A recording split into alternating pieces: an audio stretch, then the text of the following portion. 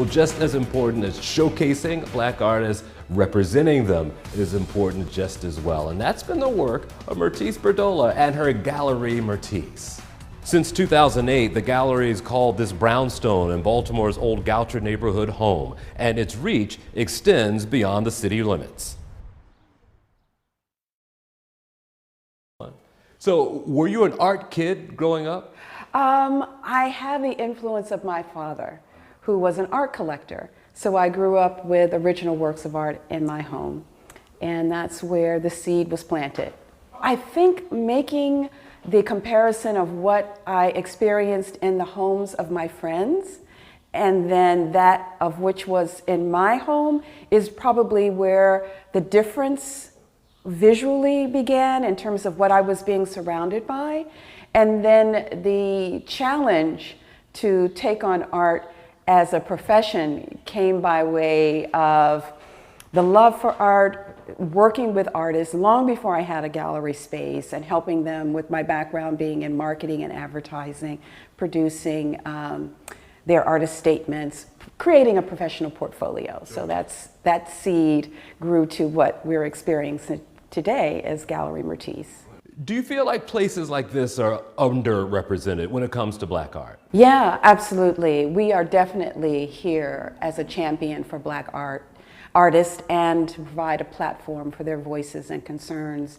I am one of few African American owned galleries in the United States, and even fewer of those owned by Black women.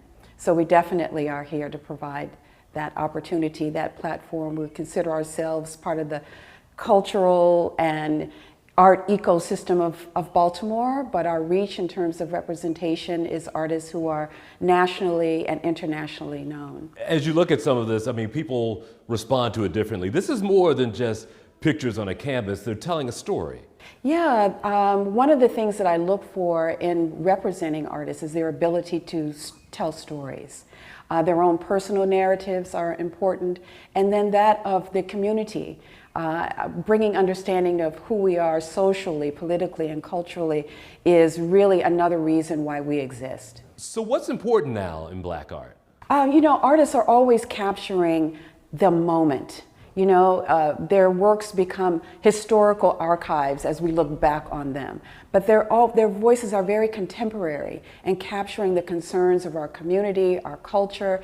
And so that's, you know, it's interesting that you should mention Devin Allen because I'm curating an exhibition for the Banneker Douglas Museum, and he's one of the artists that is being featured. The show is about resistance and joy. And so his photographs will actually speak to both of those themes. You were able to take Black artists' work over to Venice, and I'm curious how they received the artists that you brought there. Yeah, I had the wonderful and rare opportunity to take 8 African American artists' works to the Venice Biennale.